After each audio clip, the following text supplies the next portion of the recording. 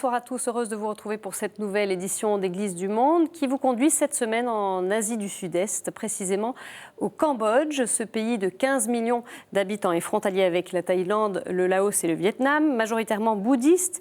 Le Cambodge compte une petite communauté catholique d'environ 20 000 fidèles, 0,1% de la population. Quasiment anéantie par les Khmers rouges et la guerre civile, l'Église, depuis une vingtaine d'années, renaît de ses cendres.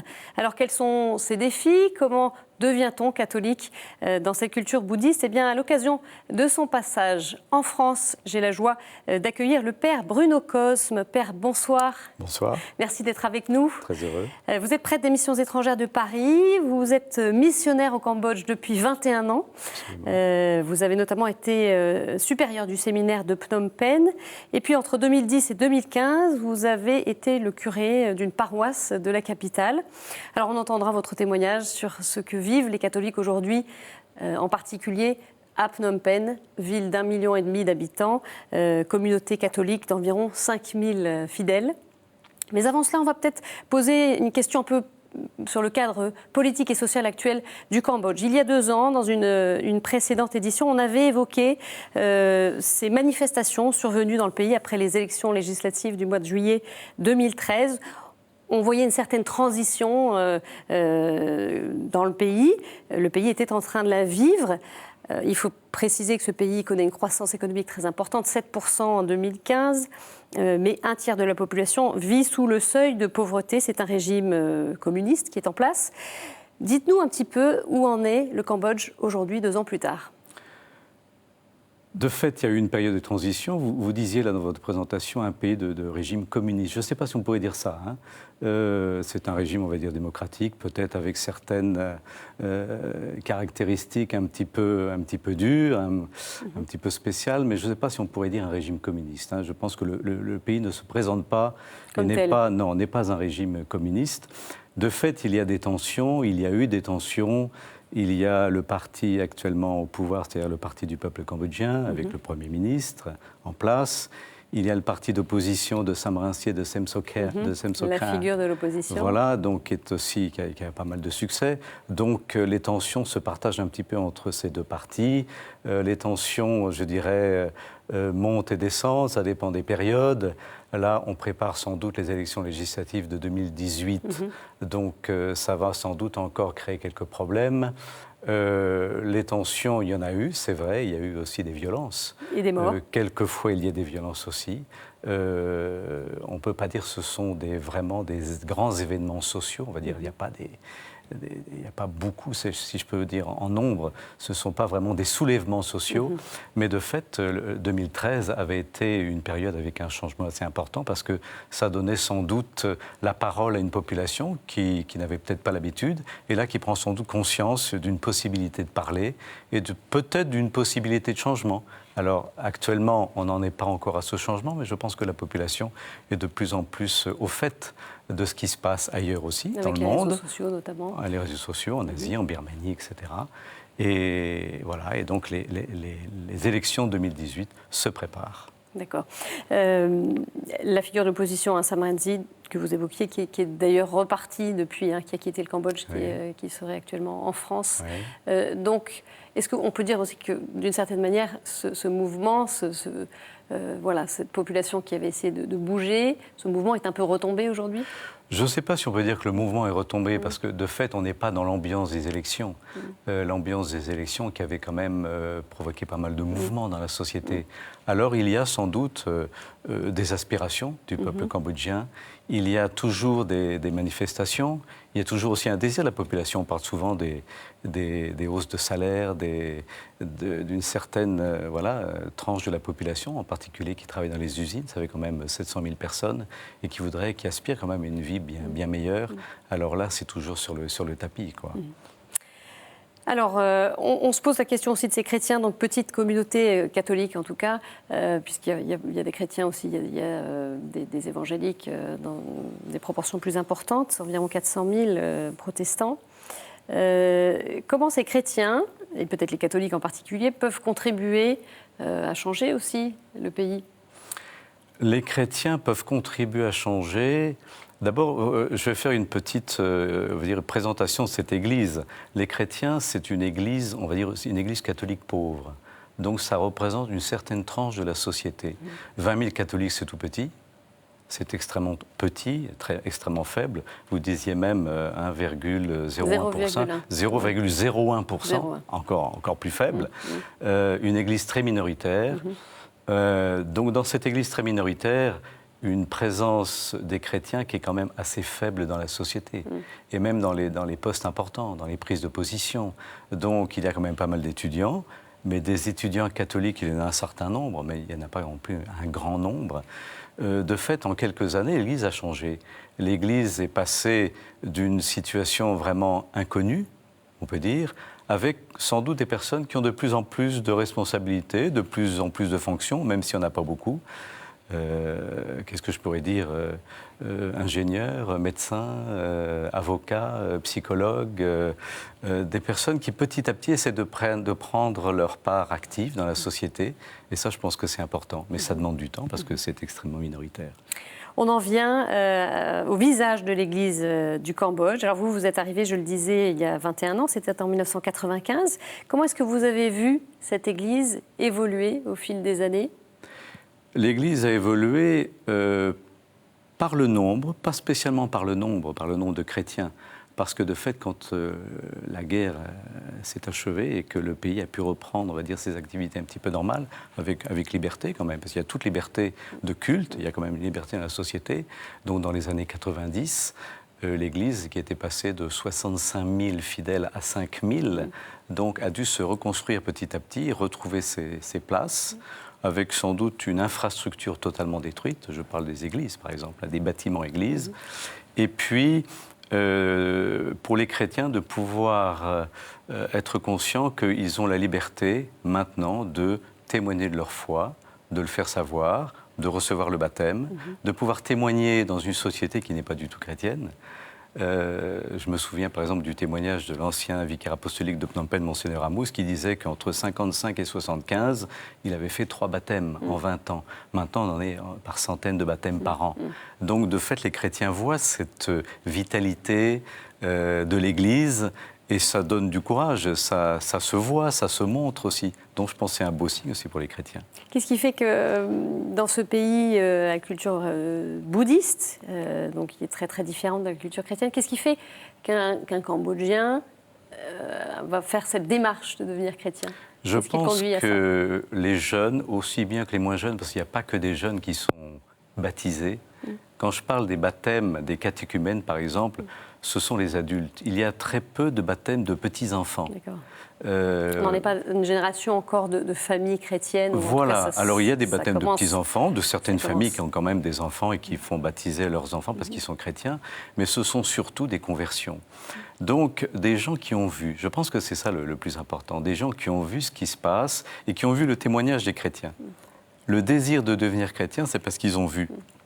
On a beaucoup de témoignages de personnes qui ont été visitées à l'hôpital, qui étaient malades, des personnes qui sont pauvres et on vient les visiter tout simplement parce que les chrétiens ont l'habitude, dans les paroisses par exemple, d'aller à l'hôpital pour visiter tel chrétien, mais évidemment on verra aussi les personnes qui ne sont pas chrétiennes qui sont à côté. C'est une manière aussi de voir les uns et les autres. Et je pense que cette attention portée à l'autre est bien très importante pour les gens qui ne connaissent pas l'Église et qui sont étonnés de cette proximité, de cette sincérité. Et ça les interroge. Et ils demandent par la suite, peut-être, pas tous, mais quelques-uns demandent le baptême. Est-ce que c'est bien vécu, ça, par l'entourage, par une famille qui peut être bouddhiste ? Généralement, au début, c'est pas très bien vécu, parce que c'est une opposition quand même. Quand toute la famille est bouddhiste, faisant partie généralement d'un village, d'une culture, avec beaucoup d'habitudes, avec la pagode qui n'est pas loin, avec certaines habitudes de rites, de fêtes auxquelles il faut participer, alors qu'une personne devienne chrétienne et qu'ensuite elle doive petit à petit peut-être vivre d'une autre manière et ne plus suivre ses habitudes, alors ça c'est quand même une sorte d'opposition. Généralement il y a de l'opposition, quelquefois assez forte, au début, même dans le village, quand les gens voient la présence des chrétiens. Mais je pense que c'est vite dissipé quand ils voient comment les chrétiens vivent, avec beaucoup de respect pour la culture, beaucoup de respect pour le bouddhisme, et de voir comment les chrétiens prennent part à la vie de la société, et en étant au sein des familles, au sein d'une vie sociale, du village, comme les autres. Alors ça, je pense que ça permet aux gens de changer un petit peu d'idée sur la religion, on va dire, de l'étranger. Parmi ces catholiques, il faut préciser que les 2/3 sont vietnamiens. Oui. Comment ça se passe, ça, cette cohabitation de catholiques vietnamiens et cambodgiens? Alors, on peut parler de cohabitation, peut-être un terme un petit peu fort. On n'en est pas encore là. Non, la présence des chrétiens vietnamiens, qui sont quand même des Vietnamiens du Cambodge, c'est-à-dire qu'ils sont là depuis quelquefois 5 ou 6 générations, donc ils sont là depuis très longtemps. Donc, de fait, ils sont d'origine vietnamienne, mais ils sont du Cambodge. Ils ne sont pas, on va dire, peut-être complètement cambodgiens, mais je pense que leur participation à la vie de l'Église, à la vie paroissiale, toutes les activités de l'Église est totalement, je veux dire, acceptée, claire, limpide, bien vécue. Alors il pourrait y avoir, je pense que le problème vietnamien est surtout un problème social, un problème dans la société, parce que la présence des Vietnamiens dans la société est quand même importante, beaucoup plus importante que dans l'Église. L'Église, il est vrai que nous avons une majorité de Vietnamiens parmi l'Église, parmi les 20 000 catholiques. Mais de fait, ce n'est pas un sujet de tension, ce n'est pas un sujet de guéguerre, ce n'est pas un sujet de revendication. Ce n'est pas sur ce terrain-là que ça se passe. Non, absolument pas. Absolument pas. Il faut préciser effectivement que la liturgie est aujourd'hui en langue khmer. Il y a eu tout un travail aussi de traduction, Oui. Et notamment une Bible qui a été rédigée par des catholiques et des protestants et publiée en 98. Oui. Comment ça se passe justement, cette idée de passer le message de l'Évangile dans une langue qui n'a pas forcément les mêmes mots que chez nous pour retranscrire l'idée, voilà, et pas simplement l'idée, la vérité autour du Christ? C'est sans doute un grand défi pour l'Église, pour les chrétiens, c'est-à-dire les chrétiens qui sont d'origine, on va dire, bouddhiste, deviennent catholiques et sans doute doivent adopter un certain vocabulaire. Parce que les chrétiens parlent le cambodgien, mais en même temps, la langue de l'Église est obligée de passer par des traductions, c'est-à-dire des nouveaux mots qui n'existaient pas. Je veux dire, sacrement, prêtre, salut, ce sont des mots nouveaux pour les chrétiens, parce que peut-être aussi un petit peu pour nous, je veux dire aussi, en France, il faut aussi recevoir ces mots qui sont un petit peu mystérieux. Comment en témoigner ? Alors ça, c'est peut-être une difficulté, un défi pour les chrétiens dans leur société. Alors je ne dis pas que tout le vocabulaire change, mais le fait de parler de notre foi nous oblige à changer de mots aussi. Vous parliez de la traduction de la Bible, qui a été faite intégralement en 98, terminée en 98, une sorte de traduction œcuménique de la Bible. On joue sur plusieurs registres de la langue très populaire, la langue de tout le monde, la langue royale et la langue religieuse. Donc il faut essayer d'adapter les termes suivant que c'est Jésus qui parle, que c'est le roi qui parle, que c'est le peuple qui parle. Donc il faut essayer de jongler sur ces 3 vocabulaires, et ce qui fait que c'est quand même, je pense, nouveau pour les chrétiens. Donc tout un travail d'éducation. Absolument. Aussi. On va en voir quelques images, puisque nous démarrons cette année de la miséricorde. Eh bien, la porte sainte du centre pastoral du vicariat apostolique de Phnom Penh a été ouverte le 10 décembre par l'évêque, Monseigneur Olivier Schmitthausler. Que signifie en particulier cette année de la miséricorde pour le Cambodge, selon vous, Père ? Alors l'année de la miséricorde, je dirais avant tout pour l'Église. Le Cambodge, la population, je ne sais peut-être pas encore qu'est-ce que c'est que cette année de la miséricorde. Pour l'Église, ça me paraît très important. Il n'y a pas une spécificité qui pourrait se décliner sur le Cambodge ? Nous avons eu, c'est-à-dire que comment témoigner, je pense que c'est ça le plus important, comment témoigner de cette charité, de cette miséricorde, de ce changement, de cette possibilité de conversion, de cette nouvelle vie, pour l'Église catholique. Comment y faire beaucoup plus attention ?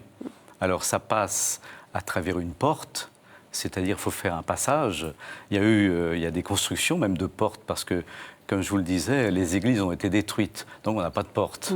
Maintenant, on a des nouvelles portes, mais des portes de la miséricorde. Donc de fait, c'est assez imposant. Et en même temps, je pense que ça veut dire beaucoup pour les Cambodgiens, pour voir cette nouvelle attitude. Autre actualité aussi qui a touché le Cambodge. L'Église a ouvert le procès en béatification de 35 martyrs morts sous Pol Pot. Cela s'est passé le 1er mai dernier. 1400 fidèles étaient réunis à Tangkok pour une messe célébrée par les représentants des 3 diocèses de l'Église catholique. Il s'agit de la phase diocésaine du procès. Si la démarche aboutit, ce serait une première pour le Cambodge qui, à ce jour, ne compte pas encore de bienheureux et de saints reconnus par l'Église. On regarde cet extrait de reportage. For me, I think it's very important if we have to sing Cambodian, because as we talk with them, many people they think Cambodian Catholic Church is a foreign country, foreign religion. So if we have the Cambodian sing, it's like the sign to show this is not the foreign religion. This also is Cambodian religion. It's make our faith strong. We say, oh, we have many good examples.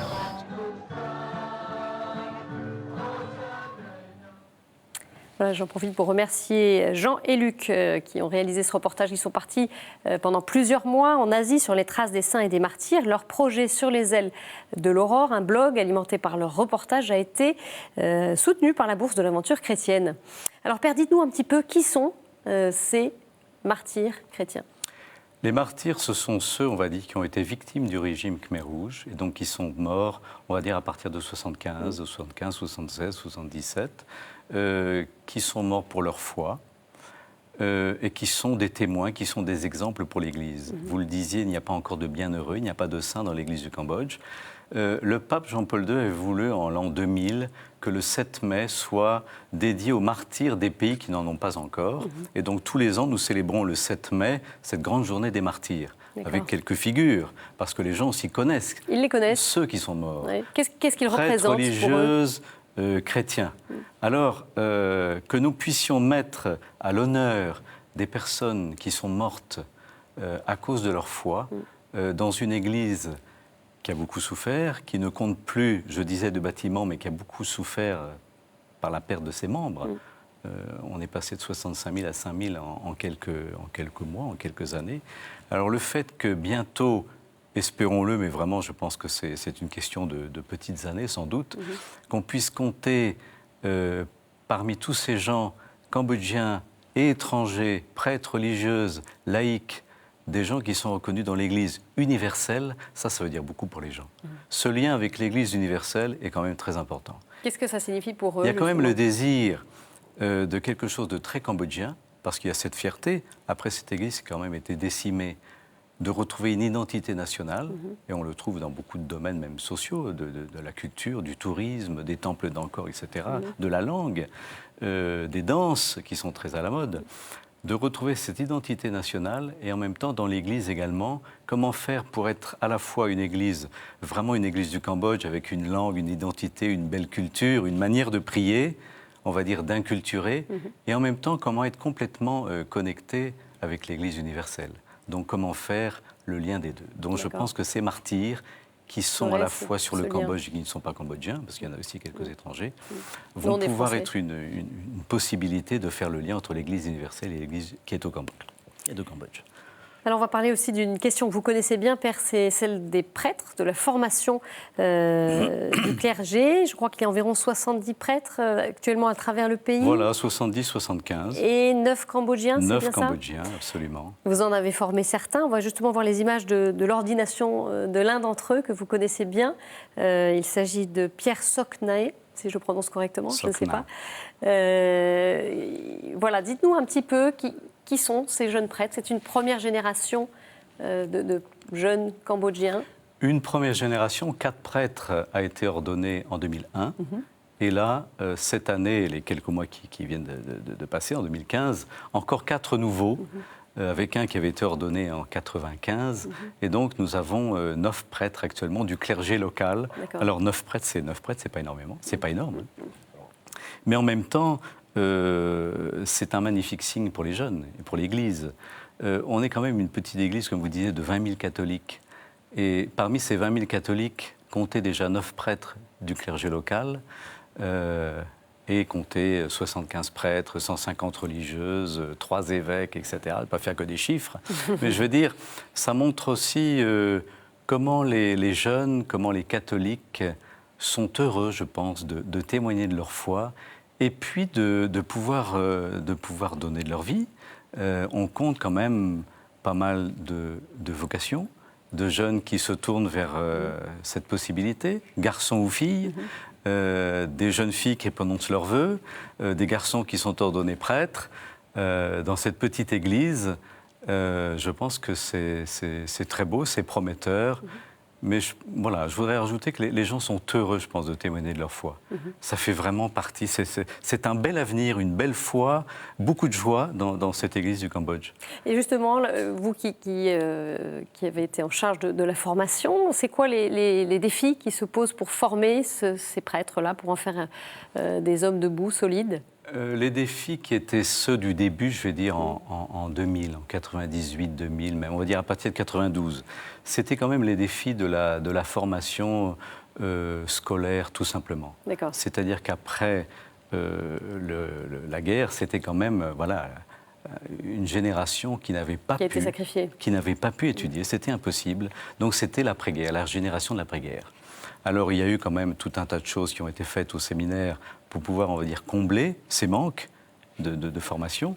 Maintenant, on n'en est plus là. On a quand même des jeunes qui viennent tous de l'université, enfin, qui ont tous leur bac, qui ont une certaine possibilité, et en même temps qui ont une belle connaissance de l'Église, qui sont déjà bien engagés dans l'Église, qui connaissent bien la vie des paroisses, la vie avec les jeunes, et qui sont bien à l'aise et qui ont envie d'aller plus loin. Donc le défi, c'est effectivement cette formation, cette éducation. Alors, éducation, de cette jeunesse. Et en même temps, dans une église aussi, un autre défi, dans une église qui est quand même avec un clergé local très faible, comment faire pour que le clergé local, petit à petit, puisse trouver sa place dans cette église, on va dire, un peu missionnaire, un peu étrangère.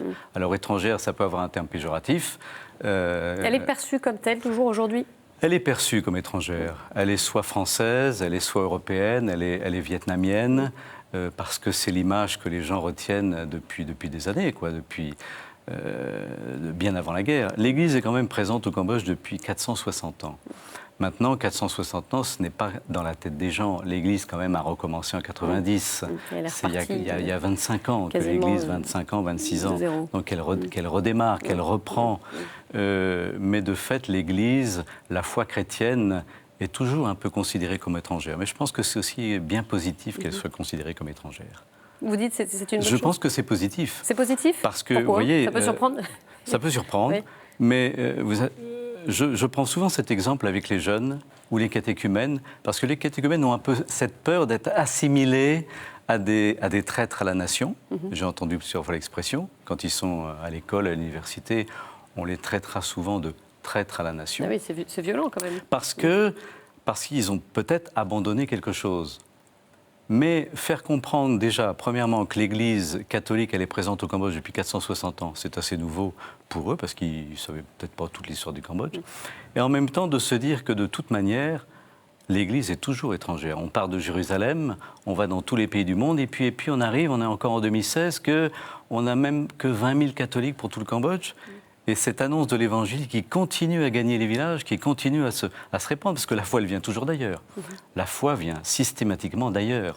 Et donc, elle nous arrive toujours d'un autre village, d'un autre pays. Et donc, qu'elle soit étrangère, c'est très positif. Ça fait partie de la nature de la foi. Vous évoquiez les sources de la foi, Jérusalem. Et je crois qu'il y a des Cambodgiens qui sont partis en pèlerinage. Qui sont partis en pèlerinage à Jérusalem l'année dernière. C'était l'école de la foi, une école qui est réservée, qui est destinée plutôt aux jeunes des paroisses qui ont décidé de passer 2 années de formation, samedi et dimanche, pas simplement pour les catéchistes, mais pour les chrétiens, de pouvoir recevoir une formation à la théologie, à la philosophie, une formation à la foi. Un moment fort. Absolument. Une toute dernière question. Pour vous, c'est quoi les défis, le défi pour l'avenir de l'Église dans votre pays ? Le défi, c'est sans doute la petitesse de l'Église. On est une Église très petite, mais en même temps, elle est très connue. Parce qu'il y a, je dirais, il y a ce label de l'Église catholique qui est présent. Les gens savent bien quand même, quand on parle du pape, de l'Église catholique, qui on est. Si on parle des 40 dénominations chrétiennes, ils ne sauront pas. Le gouvernement même ne saura pas. De parler de l'Église catholique, il y a quand même une certaine connaissance de l'Église catholique. Mais le défi, je dirais, comment bien témoigner avec joie de la foi, en particulier pendant cette année, l'année de la miséricorde.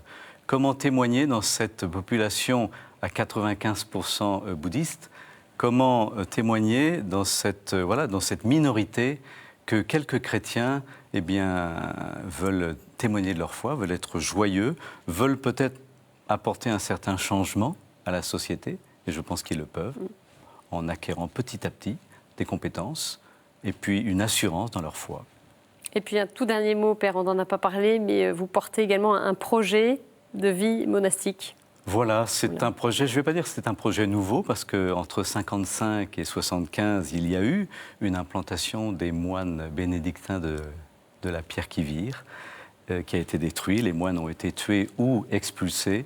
Alors là, avec nous sommes 3 prêtres, on va dire avec 2 autres prêtres du Cambodge, nous avons ce projet encore qui balbutie, mais un projet de pouvoir, on va dire, continuer cette vie monastique, déjà bien connue des Cambodgiens, même à travers le bouddhisme. Beau projet. Merci beaucoup, Père. Merci à vous. Merci d'être venu nous voir à l'occasion de votre passage ici à Paris. Voilà, c'est la fin de cette édition. Vous pouvez la retrouver sur notre site ktotv.com. Très belle soirée à tous. Au revoir.